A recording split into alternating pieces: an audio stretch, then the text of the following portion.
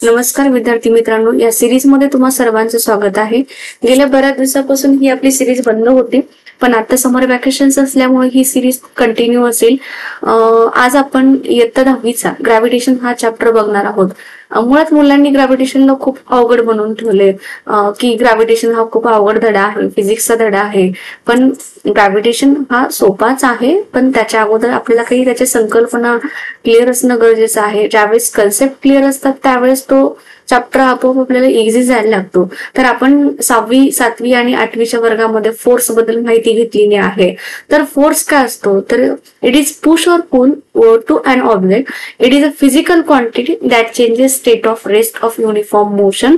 म्हणजे ही एक अशी फिजिकल क्वांटिटी आहे, एखादा कुठलाही स्टेट ऑफ रेस्ट मध्ये असणारा ऑब्जेक्ट हा मोशन मध्ये येऊ शकतो। आणि एकतर आपण फोर्सला बघू शकत नाही आणि त्याचे करू शकत नाही। तर फोर्सचे काय काय इफेक्ट्स असतात की फोर्समुळे एखादा मुव्हिंग ऑब्जेक्ट असेल त्याला थांबवता येते, म्हणजे फोर्स अप्लाय केल्यानंतर तो ऑब्जेक्ट थांबतो। किंवा एखादा स्टेडी ऑब्जेक्ट असेल त्याला आपण फोर्स अप्लाय केला तर तो ऑब्जेक्ट मूव्ह होतो। किंवा त्या ऑब्जेक्टची जी आहे व्हेलोसिटी चेंज होऊ शकते, किंवा तिची डायरेक्शन चेंज होऊ शकते, साईज असेल किंवा शेप असेल किंवा त्या ऑब्जेक्टची पोझिशन असेल। तर ह्या सगळ्या गोष्टी ज्या आहेत तर त्या फोर्स वरती डिपेंड आहेत, म्हणजे फोर्सचा परिणाम त्या सर्व गोष्टींवरती पडतो, म्हणजे शेप, साईज, डायरेक्शन्स आणि त्याची व्हेलोसिटी आहे। तर त्या सगळ्या गोष्टींमध्ये बदल व्हायला लागतो। आपण इयत्ता 8वी मध्ये बघितलेलं होतं की फोर्सचे कोणकोणते टाईप आहेत, तर मेनली 2 टाईप पाहिले होते आपण। एक कॉन्टॅक्ट फोर्स होता आणि दुसरा कोणता, नॉन कॉन्टॅक्ट फोर्स होता। कॉन्टॅक्ट फोर्स कोणाला म्हणणार की जेव्हा कुठलेही 2 ऑब्जेक्ट एकमेकांच्या डायरेक्टली जर कॉन्टॅक्ट मध्ये असतील त्यांना आपण कॉन्टॅक्ट फोर्स म्हणतो। जसं की उदाहरण घ्यायचं म्हणलं, मस्क्युलर फोर्स आहे, मेकॅनिकल फोर्स आहे, फ्रिक्शनल फोर्स आहे। मस्क्युलर फोर्सचं उदाहरण म्हणजे काय की एखादी वस्तू तुम्ही हाताने उचलताय, म्हणजे मसलच्या साहाय्याने तुम्ही ते उचलताय, म्हणजे with the help of muscle ते एखादी कुठल्या गोष्टीचं काम होते, त्याला आपण मस्क्युलर फोर्स म्हणतो। म्हणजे डायरेक्ट कॉन्टॅक्ट मध्ये, म्हणजे मसलचा आणि त्या वस्तूचा डायरेक्ट कॉन्टॅक्ट आला। मेकॅनिकल फोर्स असेल, म्हणजे आपण जसे उदाहरण घेऊ त्यामध्ये फॅन असेल किंवा एखाद्या कुठल्याही मशीन्स असू द्या, मग त्यामध्ये ज्या मशीन्सचा डायरेक्ट कॉन्टॅक्ट आल्यामुळं तिथं मेकॅनिकल फोर्स घडून आलं। फ्रिक्शनल फोर्स म्हणजेच काय, किंवा 2 सरफेस मध्ये फ्रिक्शन घडून येते त्यावेळेस त्याला आपण फ्रिक्शनल फोर्स म्हणतो। आणि म्हणजे जे ऑब्जेक्ट डायरेक्टली कॉन्टॅक्ट मध्ये असतात त्यांना आपण कॉन्टॅक्ट फोर्स असं म्हणतो। आणि नॉन कॉन्टॅक्ट फोर्स म्हणजेच काय की जेव्हा कुठलेही 2 ऑब्जेक्ट एकमेकांच्या कॉन्टॅक्ट मध्ये नसताना सुद्धा तो ऑब्जेक्ट त्याच्याकडे अट्रॅक्ट केला जातो। मग जसं की उदाहरण म्हणायचं मॅग्नेटिक फोर्स, आपल्याकडे एक बार मॅग्नेट आहे आणि लोखंडाच्या पिना आहेत। लोखंडाच्या पिना जेवढं बार मॅग्नेटचं वजन जास्त असेल तेवढं त्या लोखंडाच्या पिना कोणाकडे अट्रॅक्ट होतील, मॅग्नेटकडे अट्रॅक्ट होतील।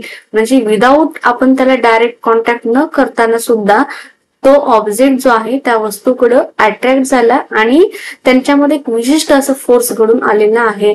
आणि दुसरं जे आहे मेन ग्रॅव्हिटेशनल फोर्स, हा सुद्धा नॉन कॉन्टॅक्ट फोर्सच टाईप आहे। म्हणजे एक्झाम्पल म्हणू शकतो आपण, जसं ग्रॅव्हिटेशनल फोर्स मध्ये झाडावरून एखादं फळ खाली पडते, मग त्यावेळेस त्या फळामध्ये आणि जे जमिनीमध्ये कुठला तरी कॉन्टॅक्ट होतो का, नाही होत त्याच्यामध्ये, म्हणजे डायरेक्ट कॉन्टॅक्ट नाहीच त्याच्यात, म्हणजे इनडायरेक्टली ते खाली पडतायत। म्हणजे कुठल्याही ऑब्जेक्टचा कॉन्टॅक्ट न होता ते एकमेकांच्या अट्रॅक्शन मध्ये येतात आणि किंवा त्याच्याकडे ते अट्रॅक्ट होतात, त्याला आपण नॉन कॉन्टॅक्ट फोर्स असं म्हणतो।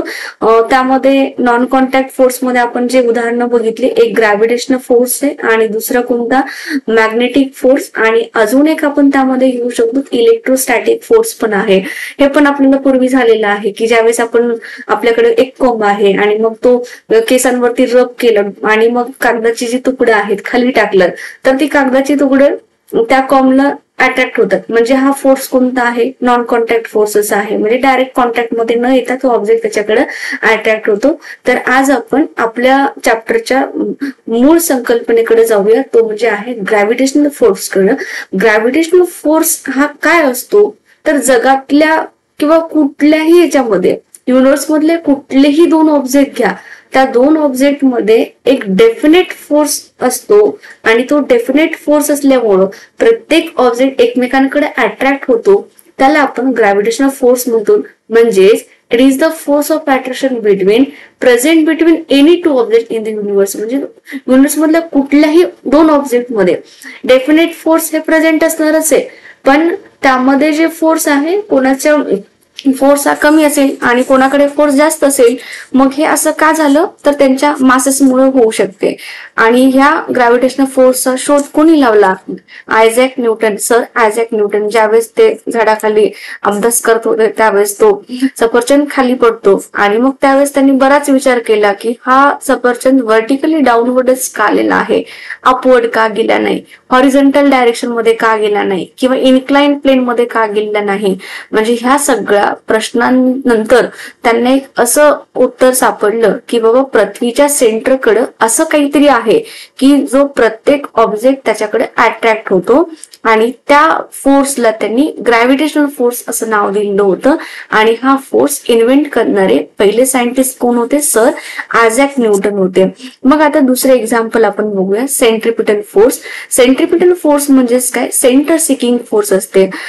जेव्हा एखादा कुठलाही ऑब्जेक्ट सर्क्युलर मोशन मध्ये जर फिरत असेल तर त्या सर्क्युलर मोशन मध्ये फिरणाऱ्या ऑब्जेक्ट वरती कोणता फोर्स त्याच्यावरती अप्लाय होत आहे, तर त्यावरती सेंट्रिपिटल फोर्स अप्लाय होत आहे. म्हणजेच त्याला आपण ग्रॅव्हिटेशनल फोर्स पण म्हणू शकतो. पण सेंट्रिपिटल फोर्स हा सर्क्युलर मोशन मध्ये आहे, म्हणजे त्या ऑब्जेक्ट वरती सेंट्रिपिटल फोर्स ऍक्ट झालेला आहे.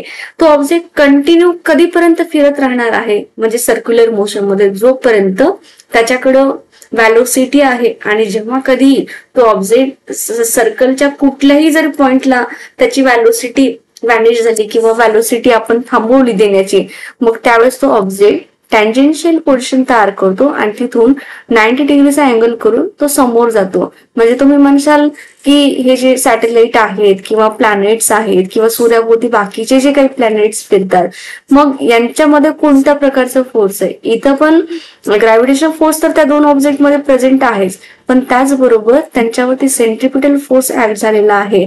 म्हणजे जोपर्यंत ते प्लॅनेट फिरत राहतील त्यांच्याकडे सेंट्रिपिटल फोर्स आहे किंवा त्यांच्याकडे स्पेसिफिक व्हॅलोसिटी आहे, तोपर्यंत ते प्लॅनेट त्यांच्या ऑर्बिटवरती रिव्हॉल्व्ह होत राहतील. आणि जेव्हा त्यांची ती व्हॅलोसिटी नाहीशी होईल, म्हणजे आपण असं म्हणू की जर ती व्हॅलोसिटी नाही दिली त्यांना आणि किंवा नसेलच त्यांच्याकडे व्हॅलोसिटी, तर ते प्लॅनेट सुद्धा असतील किंवा सॅटेलाइट सुद्धा असतील टँजेंट पोर्शन तयार करतील, म्हणजे 90 डिग्रीच्या अँगलवरून तो ऑब्जेक्ट हा समोर जाईल.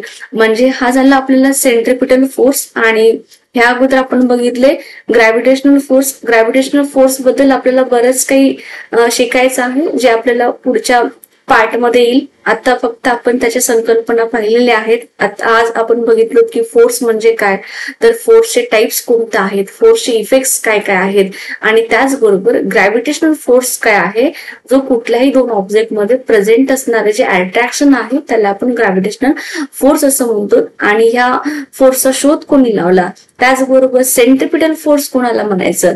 सेंट्रिपिटल फोर्स हा सेंटर सिकिंग फोर्स आहे, आणि तो सेंटर सिकिंग फोर्स असल्यामुळं तो ऑब्जेक्ट वरती एक असं विशिष्ट फोर्स त्याच्यावरती अप्लाय होते. आणि ज्यावेळेस ते फोर्स त्याची व्हॅलोसिटी थांबली त्यावेळेस तो ऑब्जेक्ट त्या सर्कलच्या कुठल्याही पॉइंटला, म्हणजे ज्या ठिकाणी थांबला त्या ठिकाणी तो टँजेन्शियल पोर्शन तयार करतो आणि 90 डिग्रीचा अँगल करून तो समोर जातो. आज आपण इथपर्यंत जाऊया. उद्या आपण केपलरच्या लॉज शिकणार आहोत. आजच्यासाठी इथंच थांबू. थँक्यू.